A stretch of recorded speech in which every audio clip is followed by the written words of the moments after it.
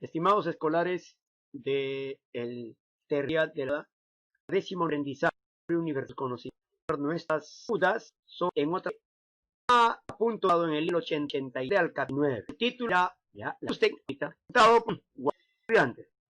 Estudiarlo a era media desde hasta Meiji, como en 1802 total, octubre de 38, Meiji, 5 años japonés. ¿Quién es japonés? Todo el país, ciencia mundial significa regla, ya, esta parte. Meiji, 1800, la era poder Japón, el más político, el emperador Shogun, ya, en esto Tokugawa, 1800 el poder emperador, pero a partir de 168 recién toma el poder absoluto este emperador. Vamos a verlo más adelante, muchachos, ¿ya? En 1868 acabe, se produce la revolución Meiji y el emperador recupera su poder. Se emprenden entonces unas reformas legales tendientes a equiparar la sociedad japonesa con la europea, tomando como modelo la Prusia liberal de Guillermo II. Ahora, estamos ubicados en el año 1868. Este 23 de octubre, mis queridos estudiantes, aquí, este 23 de octubre, ya este 23 de octubre de 1868, va a producirse la revolución Meiji. Esta revolución Meiji va a tumbar al poder del shogun. ¿Ya? El poder del shogun. El emperador ya había tomado su título de emperador en 1867, en febrero de 1867, pero hasta el 23 de octubre de 1868 no gobernaba. Entonces, el primer gran evento que va a tener el emperador Mutsuhito o Meiji, Mutsuhito Tenno o Meiji, después lo llaman Meiji, este emperador, muchachitos, lo que va a hacer es simplemente tumbar el poder del shogun Tokugawa, quitarlo del medio, hacerlo desaparecer y tomar todos los poderes, convertirse en el verdadero emperador japonés con todos los poderes y convertir a Japón en el gran imperio de lo que es hoy en día. Y tomó como modelo, dice ahora, hay que recordar, tomó como modelo la sociedad europea. ¿Qué quiere decir? Japón, hasta cuando gobernaban los shogun, eso lo vamos a ver más adelantito, ¿ya? No querían saber nada con los demás países europeos, con los países del occidente, menos con América. No querían saber nada con Alemania, con Francia, con Italia, con Inglaterra, pero eso sí, un país europeo ya se había metido, era Holanda. Con el único que hacía transacciones comerciales Japón era con Holanda. Pero el shogun no permitía que se haga acciones comerciales con Francia, con Italia, con Alemania, con Estados Unidos. No quería. Pero cuando ingresa Meiji, Mutsuhito Tenno o Meiji al poder, mis queridos estudiantes, allí Japón va a abrir sus puertas al mundo occidental y se va a occidentalizar. Se va a convertir Japón en un país asiático del oriente en tendencia occidental, porque va a abrir sus puertas a un nuevo mercado llamado Occidente. Entre ellas estaban Alemania, Japón, Inglaterra, ¿no? Alemania, Inglaterra, Francia, Estados Unidos. Y eso hizo que durante la era Meiji, Japón se convirtiera en un país diferente a lo que gobernaban los shogun. Veamos, muchachos. ¿Quién era el emperador Mutsuhito? Mutsuhito Tenno, ¿ya? Aquí. Estamos hablando de la era Meiji, ¿ya? La era Meiji. ¿Y quién impuso la era Meiji? El emperador Mutsuhito. Veamos. Mutsuhito, conocido con el nombre póstumo, cuando se habla de nombre póstumo, muchachos, ¿ya? Aquí dice nombre póstumo, ¿ya? Quiere decir que se le puso ese nombre después de que haya muerto. Durante su gobierno era Mutsuhito Tenno, o también llamado Meiji Tenno, ¿ya? El nombre póstumo es, o sea, es decir, después de que haya muerto se le llamó Meiji Tenno. Su verdadero nombre, Mutsuhito Tenno. Él nació en Kioto, hay que recordar Kioto, en la época de los shogun, muchachos, Kioto era la capital de Japón. Kioto. Y entonces Meiji Tenno nació en la capital, en la antigua capital de Japón, Kioto, el 3 de noviembre de 1852. Y murió el 30 de julio de 1912, cuando deja el poder como emperador de Japón. Fue hijo de Komei Tenno, allá hay que recordarme, este emperador Komei Tenno era el número 121. O sea, ¿cuántos emperadores tenía hasta cuando ingresó Mutsuhito Tenno al poder? 121 emperadores. Mutsuhito Tenno, o sea, estamos hablando de el emperador Meiji, va a ser el emperador número 122. Acá está, el emperador número 122. ¿Ya? Su padre, Komei Tenno, era el emperador número 121. Eran emperadores, pero no tenían el poder. El poder lo tenían los shogun. Vamos a ver. Antecedentes de la era Meiji. ¿Qué ocurrió antes de la era Meiji, muchachos? Existía el shogunato Tokugawa. El shogun de la dinastía Tokugawa tenía todo el poder en Japón. El shogunato Tokugawa o Tokugawa Bakufu, también conocido como shogunato Edo, Bakufu Tokugawa, ¿ya? Bakufu Tokugawa, o por su nombre original en japonés, Bakufu Edo, así se llamaba, Bakufu Edo. Hay que recordar ese nombrecito, ¿ya? Bakufu Edo o shogunato Tokugawa. Fue el tercer y último shogunato que ostentó el poder en todo Japón. Los anteriores fueron el shogunato Kamakura, el shogunato Ashikaga, y el tercero fue el shogunato Tokugawa. En realidad, este shogunato fue instaurado por el shogun Tokugawa Ieyasu, fundador del clan Tokugawa y descendiente del clan Matsudaira, el 24 de marzo de 1603.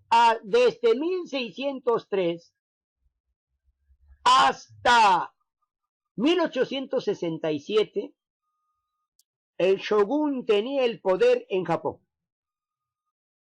Ya, el shogun era el máximo líder del Japón. Y por eso se llama shogunato. ¿Por qué se llama shogunato? Porque el shogun tenía el poder máximo del Japón. Ya. Ahora, muchachos, aquí está el shogun.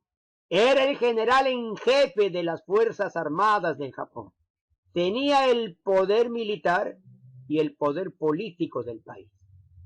Fue el personaje que ostentaba mayor poder que cualquier otra autoridad, inclusive que la del emperador.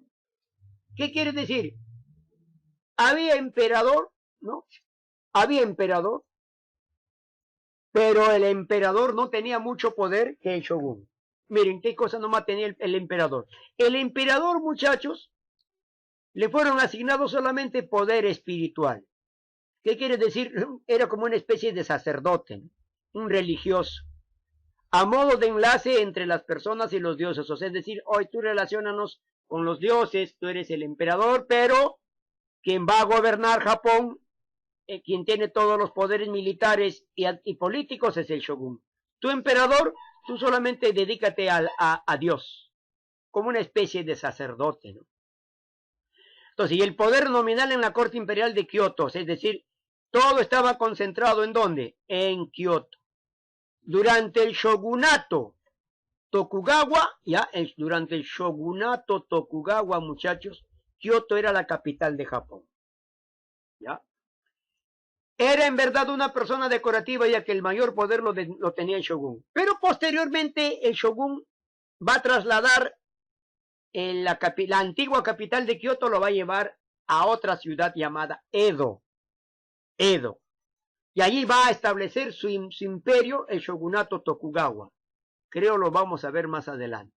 Entonces, aclarando, el shogun tenía mayor poder militar y político del país. El emperador, una figura decorativa que solamente tenía el poder, ¿qué tipo de poder? El poder religioso. Nada más, o sea, nada. Sucesos principales durante el shogunato. O sea, cuando el shogun Tokugawa manejaba todo Japón. Shogunato Edo. Ahora, ¿por qué se llamó shogunato Edo? Aquí, muchachos. Así se le denominó al shogunato Tokugawa a razón de que la sede principal de su gobierno se encontraba en la ciudad de Edo, hoy Tokio. O sea, es decir, Edo cambió por nombre Tokio y eso lo hizo el emperador Meiji. ¿Ya? Pero durante el shogunato de Kioto lo llevaron a la ciudad de Edo. Y Edo era el centro político y militar del shogunato Edo. Por eso se llama Edo. Edo ya no se llama así, ahora hoy se llama Tokio, porque el emperador Meiji así lo bautizó. Principal autoridad, el daimyo, ¿ya? O sea, aparte, mira, ojo, existía el shogunato, y la principal autoridad debajo del shogunato estaba el daimyo. ¿Y quién era el daimyo? Habían varios daimios, ¿ya? Era el soberano feudal más poderoso desde el siglo X al siglo XIV, dentro de la historia de Japón y de los shogunatos. El término daimyo significa literalmente gran nombre. Eran gobernadores de las provincias japonesas, pero sí dependían del shogun. Es decir, tenían todos los poderes, pero el shogun era el que los organizaba, los ordenaba, los nombraba, los retiraba, los quitaba de en medio o mantenían en el cargo. Pero tenían mucho poder los daimios, ¿ya? Ahora esto se puede ver en esta siguiente pirámide, muchachos. ¿Quién era el bakufu? Los bakufu eran los shogunes, ¿ya? El shogunato Tokugawa. Ese era el bakufu. Era la clase militar, bukebe, clase militar. Eran los que tenían el mayor poder, el shogunato Tokugawa, los bakufu. Ya, bakufu, acá creo que estamos mencionando de eso, muchachitos. A ver, acá ve, dice, ¿con qué otro nombre se le llamaba al shogunato Tokugawa o a los shogunes? Bakufu Tokugawa o Bakufu Edo. Shogunes Edo, shogunes Tokugawa, el otro nombre de shogun. Esto era, ¿no? Acá está. Estamos viendo, muchachos, acá. Bakufu, ¿ya? Bakufu, entonces, mis queridos estudiantes, este Bakufu era el shogun, ¿ya? Ahora, debajito de los Bakufu, del Bakufu estaba el gobierno provincial. ¿Quiénes gobernaban las provincias? Los daimios, acá está. El daimio ocupaba este cargo seguido del Bakufu, ¿ya? Ahora, existía la corteza imperial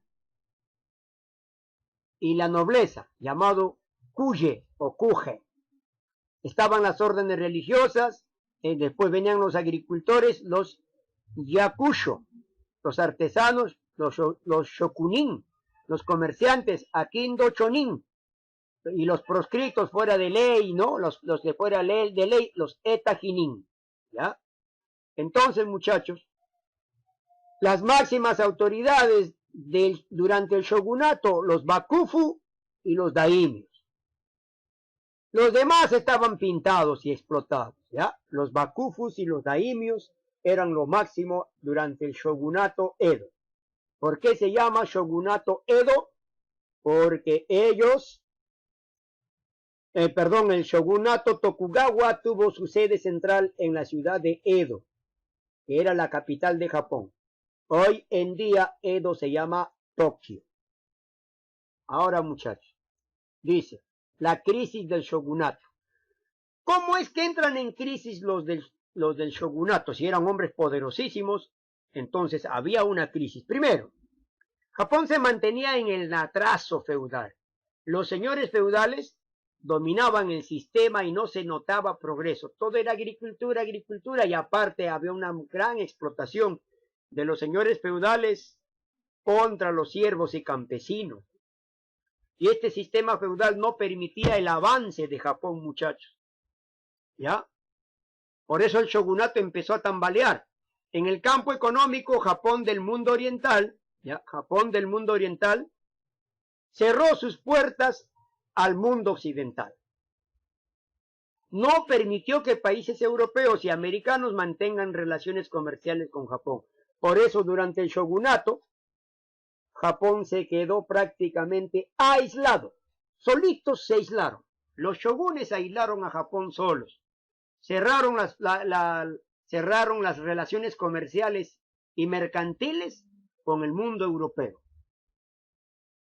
Y encima, ya Europa había desarrollado enormemente, ¿se acuerdan de la primera revolución industrial, la segunda revolución industrial? Ya ellos estaban sobrepasando, muchachos, las expectativas de desarrollo. Y Japón, por cerrar el mercado a los occidentales, no progresaba. Pero ¿quién los había cerrado? El shogunato Tokugawa o Tokugawa Edo. Varios intentos de países occidentales por ingresar al mercado japonés fueron negados.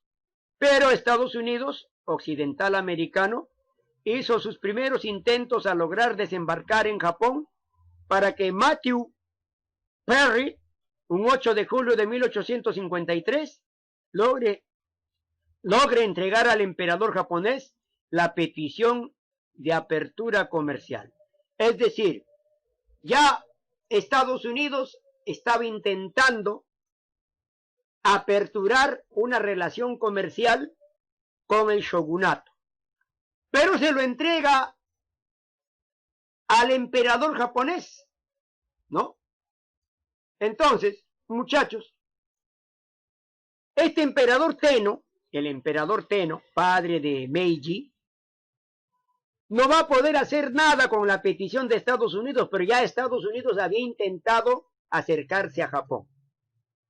Y esta invitación de la apertura comercial con Estados Unidos no lo tomó en cuenta el shogunato Tokugawa, pero sí va a tomar en cuenta, ¿quién? Lo va a tomar en cuenta la era Meiji, el emperador Mitsuhito Tenno, ¿ya? Cuando ingresa al poder Mitsuhito Tenno dijo, ahora sí, muy bien, Japón está aislado del mundo occidental, yo como emperador invito a todos los países, no solamente a Estados Unidos, sino a los demás países industrializados de Europa, a comercializar y a relacionarse con Japón. Por eso, al negar todo esto, el shogunato, Japón entró en una crisis, ¿no? Seguimos con las crisis del shogunato. Los países occidentales alentaron a los daimios contrarios al shogun. ¿Qué quiere decir, muchachos? Habían gobernadores provinciales, que eran los daimios, que no estaban ya de acuerdo con el gobierno de los shogunes. Estos que no estaban de acuerdo con el gobierno de los shogun, buscaron asesoramiento de los países occidentales, de Inglaterra, de Francia, de Estados Unidos, ¿no? ¿Para qué? Para derrocar al shogunato. Ahora el shogunato era una trampa e impedimento para que los países occidentales entren a Japón. No podían entrar. Entonces, estos daimios que sí querían que entren los países occidentales, empezarían en 1866, el poder del shogun empezó a debilitarse, porque ya no contaba con el respaldo de muchos daimios. ¿Ya? Ahora, el 3 de febrero de 1860, me comí allí un numerito. El 3 de febrero de 1867, ya, ahora sí, ahí nos hemos quedado, me comí un numerito. El 3 de febrero de 1867, Mutsuhito sucedió a su padre, el emperador Komei Tenno. Ya dijimos, ¿no? Número de emperador de Komei Tenno, 121. Cuando ingresa Mutsuhito Tenno, entra con el número 122. El emperador número 122 de Japón. Pero el primer emperador que va a tener todos los poderes, Mutsuhito Tenno. Porque Komei Tenno no tenía los poderes porque el shogunato lo oprimía. Entonces, cuando Mutsuhito Tenno toma el poder, en 1867, aún el shogun Tokugawa seguía gobernando. El primer evento acá comienza, muchachos, el primer evento de la era Meiji. Acá por eso aclaro, Mutsuhito Tenno tomó el poder como emperador en 1867. Allí comienza su era, la era del Mutsuhito Tenno. Pero el verdadero poder de Mutsuhito Tenno va a comenzar el 23 de octubre de 1868. Ahí Mutsuhito Tenno, el primer evento fue que logró derrotar definitivamente al shogun Yoshinobu Takagawa. ¿Ya? Entonces, aquí muchachos, un momentito acá. Acá muchachos, aquí está otro error de escritura. Y es el shogun Yoshinobu Tokugawa. ¿Ya? A ver un momentito. F5. Comenzamos.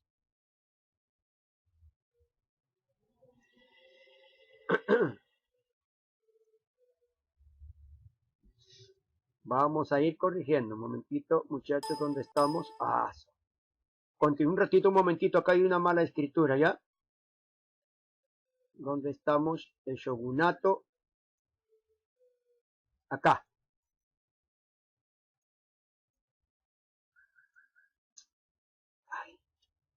Un momentito, muchachos. Vamos a sentirnos seguros, porque ya me entré en una. Acá está. Ahora sí. Acá estamos. ¿Dónde estamos?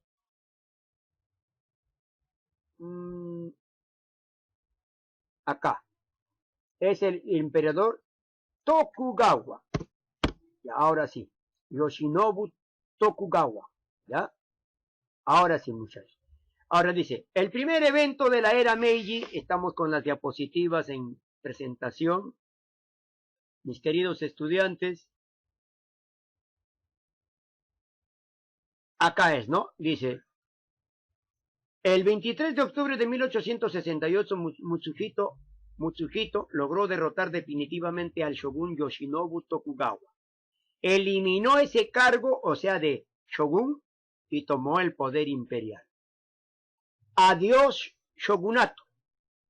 El último shogun Yoshinobu Tokugawa fue eliminado del poder. Ahora sí,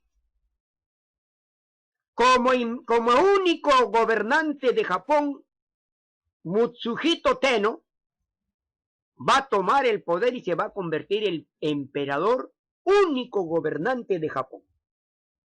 ¿Por qué? Porque ya había vencido al último shogun Yoshinobu Tokugawa, y adiós Yoshinobu Tokugawa, y acá yo tomo ahora el poder. Y al tomar el poder fue el único con todos los poderes y se hizo llamar emperador único. Comenzaba la era Meiji. Y acá está, la era Meiji. A partir de 1868, después de derrotar al último shogun, Mutsuhito Tenno tomó todos los poderes y se convirtió en el emperador número 122 de Japón y el primero en gobernar como emperador absolutista. Yo tengo todo el poder. ¿Ya? Ahora, Meiji Tenno plasmó la filosofía en la que se iba a basar su nuevo gobierno en la Carta del Juramento. Hizo una carta de juramento, una breve declaración de 5 puntos consagrada a los dioses tradicionales del Japón y a su nueva forma de gobierno. O sea, esta carta del juramento con 5 puntos consagrados los tenía que respetar. Tenía que cumplirlos al pie de la letra. ¿Ya? Y se plasmó de la siguiente manera. Una de sus primeras medidas como símbolo del nacimiento de una nueva era fue el traslado de la corte desde Kioto, o sea, la corte estaba en Kioto, lo llevó a Edo, ciudad que fue rebautizada con el nombre de Tokio, capital del este y hoy actualmente capital de Japón. ¿Qué quiere decir? Que desde cuándo y con quién Tokio comenzó a ser capital de Japón. Desde 1868. ¿Con quién? Con el emperador Mutsuhito Tenno, o durante la era Meiji, hasta la actualidad. ¿Ya? Contrajo matrimonio con la princesa Ichijo Yoshiko, quien fue inmediatamente proclamada emperatriz. Estos datos, muchachos, tengo que agradecer a www.mcnbiografías.com porque me otorga el derecho, no derecho, sino me otorga el favor de copiar sus contenidos de www.mcnbiografías.com y mostrárselos a ustedes. ¿Qué sería sin estas fuentes, no? Estas fuentes no nos permitirían conocer estos datos que tenemos acá. Entonces, cuando la princesa Ichijo Yoshiko se convirtió en su esposa, inmediatamente fue proclamada emperatriz. ¿Ya? Porque el emperador Meiji era su esposo. Logros principales Meiji. Para implementar los estatutos del juramento, o sea, esos cinco puntos del juramento, fueron elaborados 11 artículos constitucionales, además de proveer un nuevo Consejo de Estado, cuerpo legislativo y sistema de rango para nobles y oficiales. Se limitó la permanencia en los cargos a 4 años. ¿Qué quiere decir?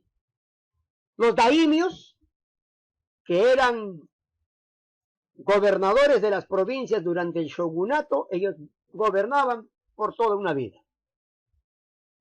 Solo los shogunes le quitaban el derecho de gobernar a las provincias japonesas. Pero cuando ingresó Meiji, va a desaparecer, poco a poco va a ir rompiendo los esquemas y va a hacer desaparecer a los daimios. Y los nuevos gobernantes ya no gobernaban de por vida ya. Ahora los limitó en sus cargos. Solamente permanecían durante 4 años. Se permitió la votación pública, había un poco más de democracia, se estableció un nuevo sistema de impuestos y se establecieron nuevas leyes locales administrativas. Se iba corrigiendo poco a poco.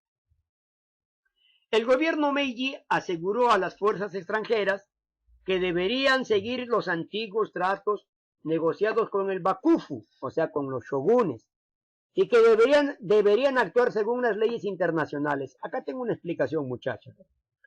Durante el shogunato, ¿se acuerdan ustedes que Francia, Inglaterra, Holanda ya tenía relaciones comerciales con Japón? Pero Francia, Inglaterra, Alemania y Estados Unidos no tenían relaciones comerciales con Japón. Había ofrecimientos ya. Se había ofrecido a los shogunes.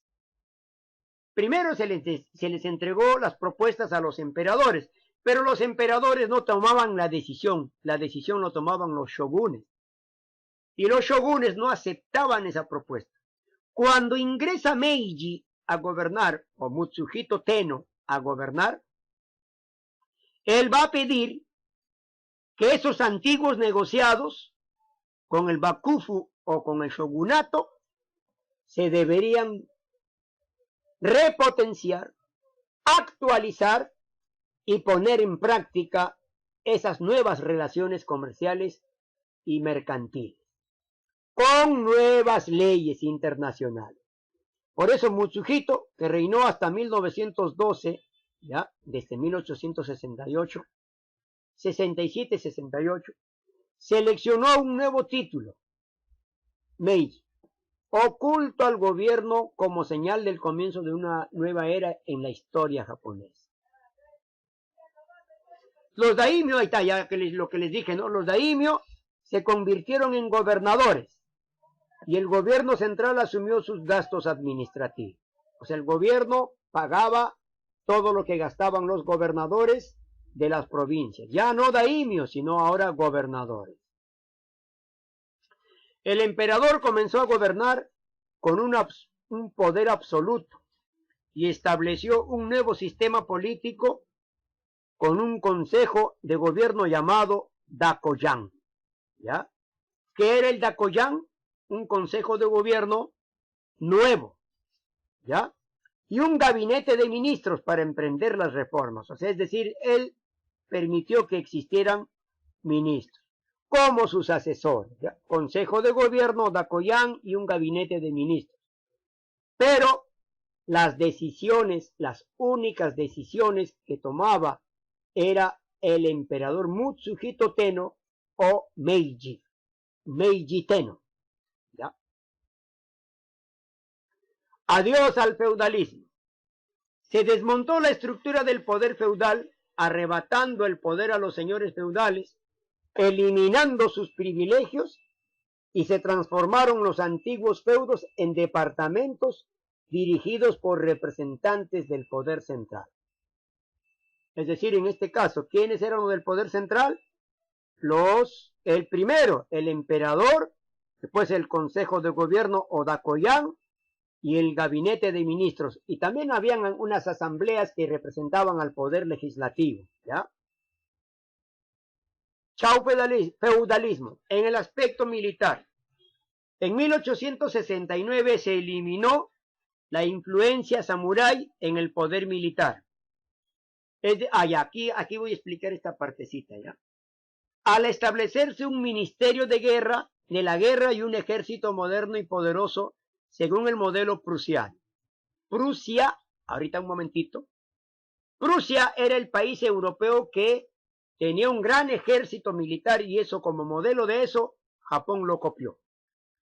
Se implantó el servicio militar obligatorio, un instrumento de unificación e igualdad social, incorporando a los campesinos a las tareas militares. A ver, explico esta partecita. Aquí estoy tomando el nombre de un samurái. Samurái, ¿ya? El samurái. Muchachos, ¿en qué periodo existieron los samuráis con mucho poder? En el periodo de los shogun. El shogun tenía muchos samuráis que eran su guardia personal. ¿Ya? O sea, ¿quiénes eran los samuráis? La guardia personal del shogun y de su familia.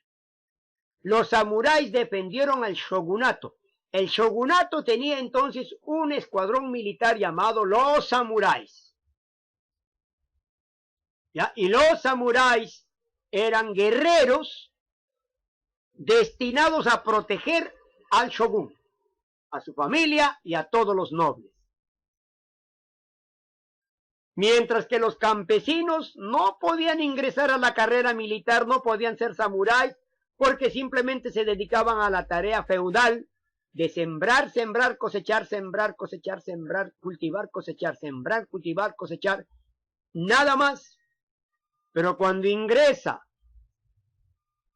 Mutsuhito Tenno, los samuráis son despojados de su poder, despojados del cargo, y van a ser reemplazados por un ministerio de guerra. Y este ministerio de guerra va a manejar un nuevo ejército moderno y poderoso. Se crea un nuevo ejército moderno y poderoso, con el modelo de los prusianos. Para que este ejército moderno y sea poderoso se aplicó, ¿qué se aplicó? El servicio militar obligatorio. Acá sí. ya sean hijos de campesinos, hijos de los ex daimios, hijos de los ex samuráis, de los nobles, todos, toditos por igual ingresan a servir a la patria.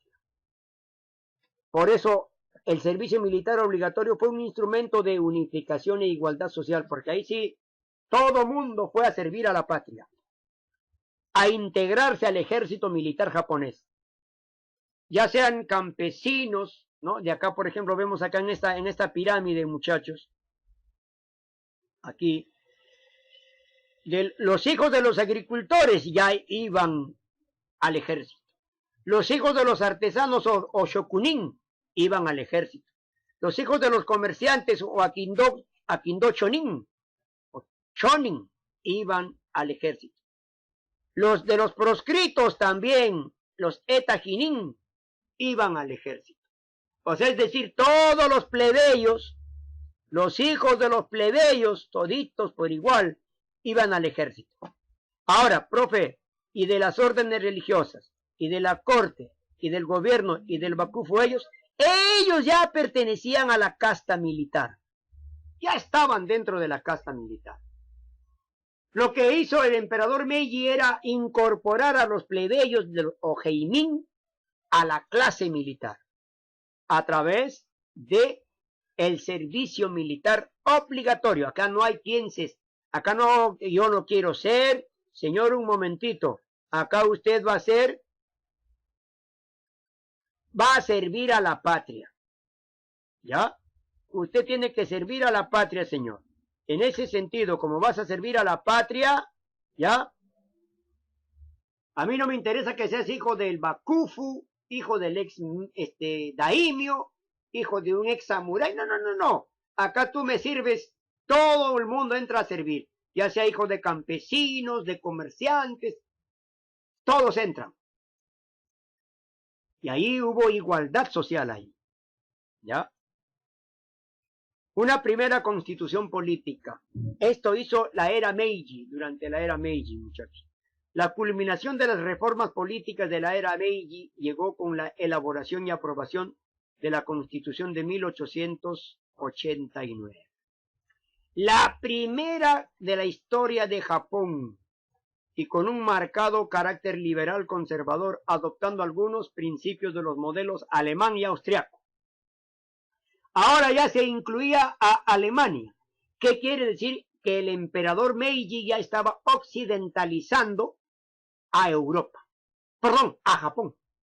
Ya los estaba europeizando.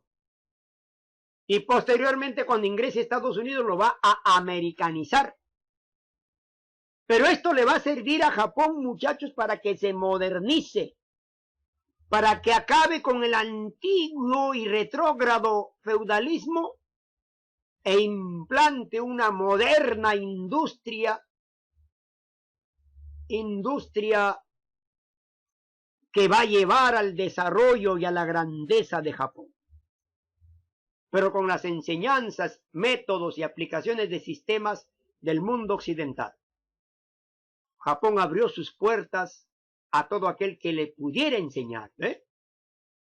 Entonces, esta nueva constitución, muchachos, ¿saben qué va a permitir? Acá está. La constitución reconocía el poder absoluto del emperador. Es decir, esta constitución decía, señor, sobre usted no hay otro. Ya, usted tiene todo el poder, señor. Es nuestro único emperador.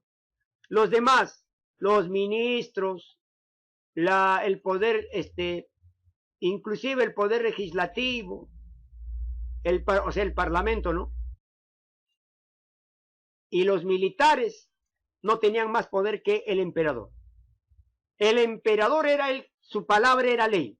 Por supuesto que se ayudaba en el gobierno se ayudaba con un parlamento, ¿no? con el poder militar, con sus ministros, pero con sus consejeros, pero el poder lo tenía el poder de decisión, el único que podía decidir sobre Japón y qué hacer, y su palabra se tenía que cumplir, era el emperador Mutsuhito Tenno, durante su era, llamada la era Meiji.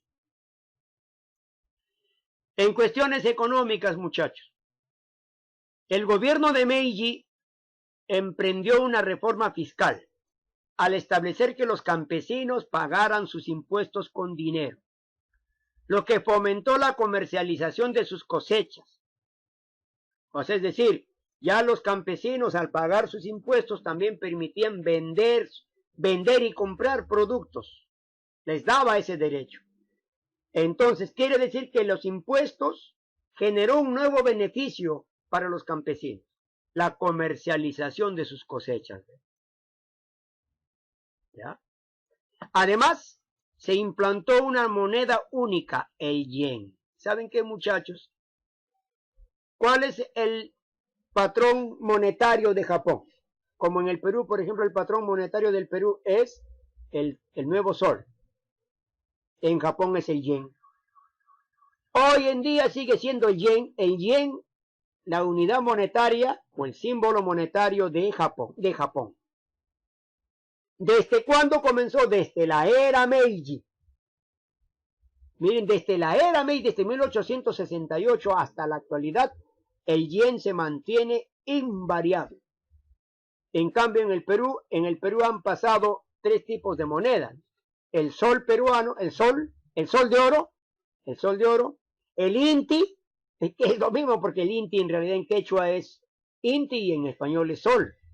El inti y ahora el nuevo sol.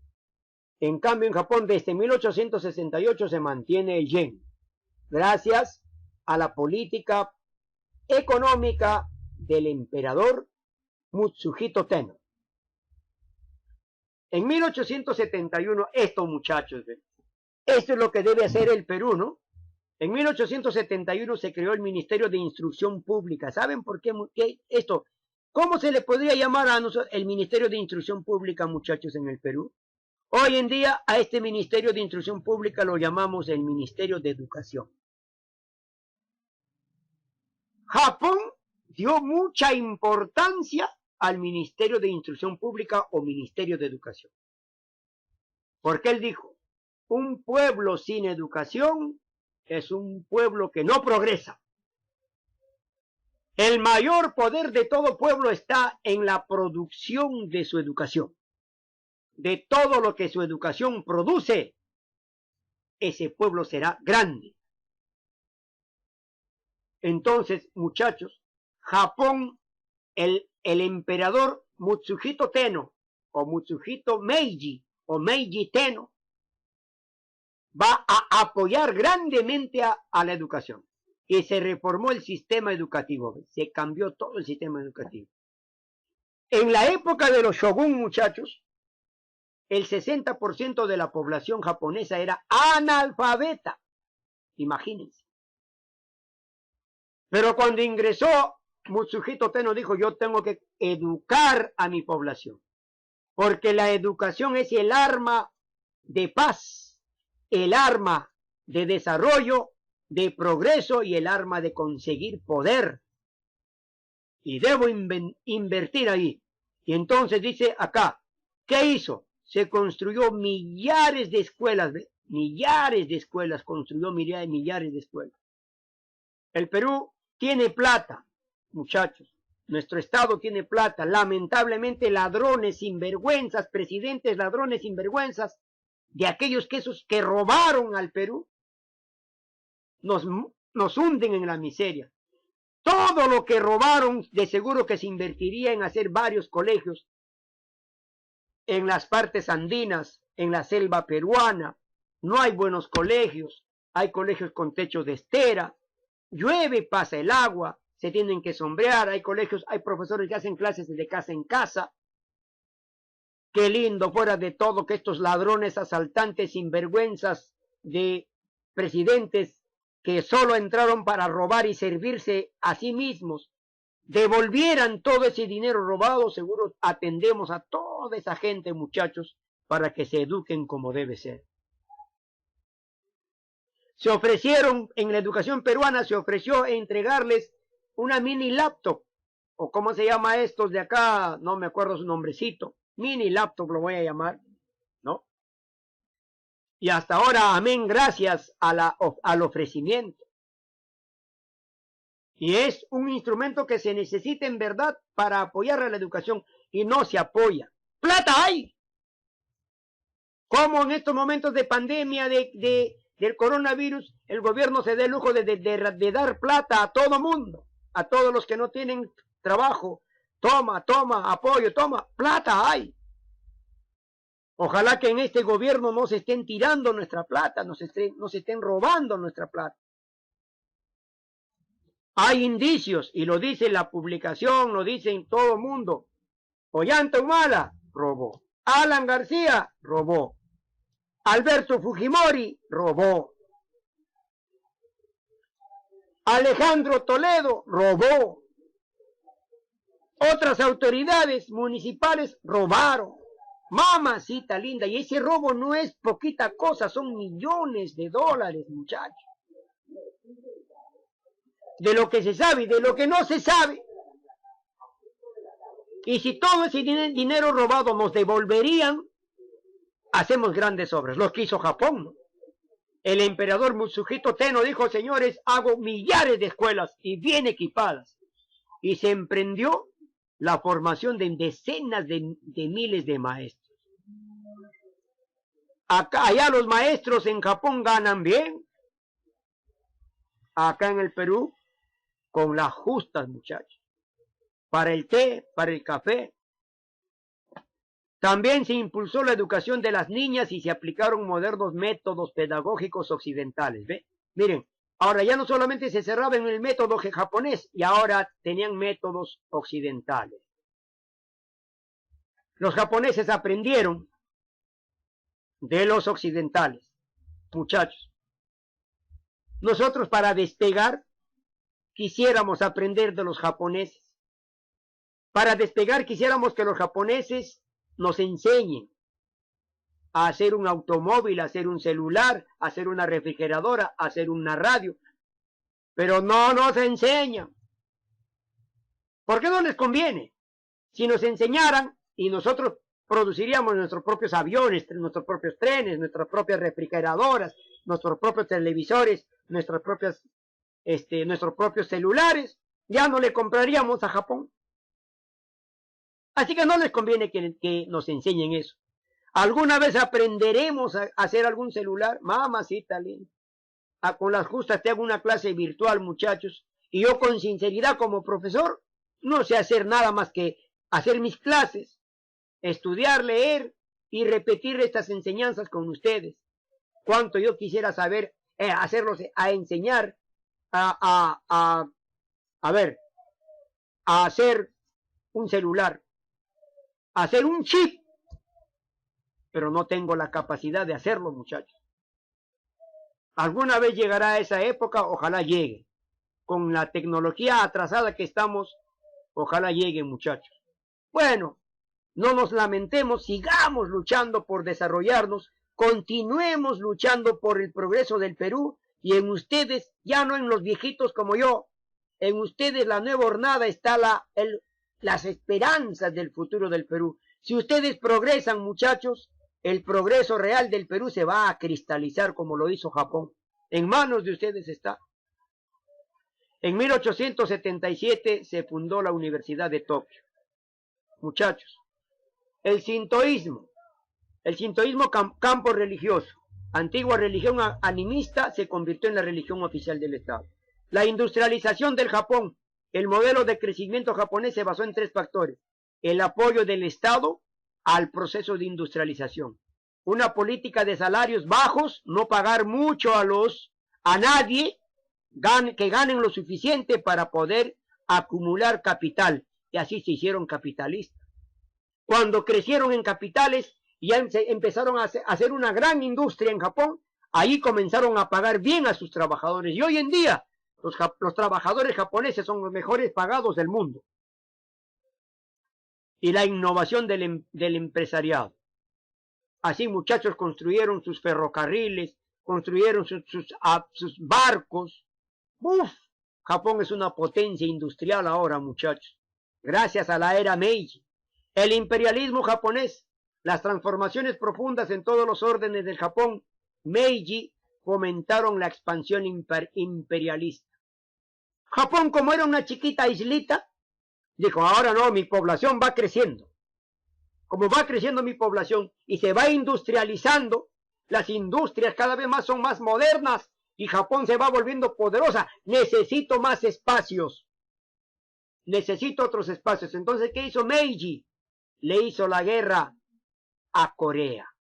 Le hizo la guerra a China.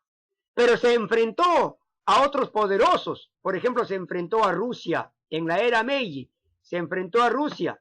Entre 1904 y 1905 se dio la guerra con Rusia. Y lo venció. Venció a Rusia. A un poderoso del mundo lo venció Japón. Y se apoderó de Manchuria en China. Lo hizo suyo. Pero ahora ya lo ha devuelto a China. Manchuria lo hizo suyo Japón. Invadió Corea en la época de la era Meiji. Corea tenía influencia japonesa. ¿Ve? En la Primera Guerra Mundial Japón se alineó con los aliados y en la paz consiguió las posesiones alemanas en China y en el Pacífico. O sea, es decir, Japón, muchachos, logró, ¿qué logró? Las Islas Carolinas, las Islas Marianas y Marshall. En 1919 ya era la tercera potencia naval del mundo. Gracias al emperador Mitsuhito Tenno, muchachos, el imperio japonés creció. Y Japón tiene que agradecer a este emperador Mitsuhito Tenno. Y posteriormente entró un nuevo emperador, el emperador Hirohito, y siguió los pasos de Mitsuhito Tenno. Y por eso es que Japón hoy en día es una potencia mundial, muchachos. Soñamos los peruanos con ser una potencia, por lo menos sudamericana, depende de ustedes. Ustedes investiguen, logren nuevos conocimientos, edifiquen su progreso mental y van a ver que en el Perú, el Perú de después, muerto yo. A mí, ojo muchachos, ¿cuánto me gustaría vivir 500 años? ¿Pero para qué? No, voy a dejarlos a ustedes la posta y ustedes harán del Perú un gran país. En manos de ustedes está, muchachos, ahora el cambiar la cara y el rostro de nuestro querido Perú. Bien, mis queridos estudiantes, trabajo de extensión, imprimir los mapas conceptuales que se envían en Word, leerlos, extraer un resumen y armar 2 mapas conceptuales en el cuaderno. Lo envían el 10 de agosto de 9 a 9:30. Hoy trabajan las prácticas de las páginas 84, 85 y 86. Acabado las fotos, lo envían por mi WhatsApp personal, pero ojo, como es amplio el contenido, tienen entre hoy y mañana. Ya hoy y mañana, hasta las 12 de la noche de mañana, para que envíen estas prácticas, porque es amplio, ¿ya? No los quiero mucho oprimir. Bien, muchachitos, si es que alcanza tiempo, nos veremos en el Zoom. Si no, ya estoy explicándolo todo. Ayúdense para resolver las prácticas, ayúdense con este video y ayúdense con los conocimientos que están en el libro. Queridos muchachos, conmigo será hasta una próxima oportunidad. Hasta la vista, jóvenes, mis queridos estudiantes. Quédense en casa, no salgan, porque por cuidar nuestra salud. Adiós, muchachos.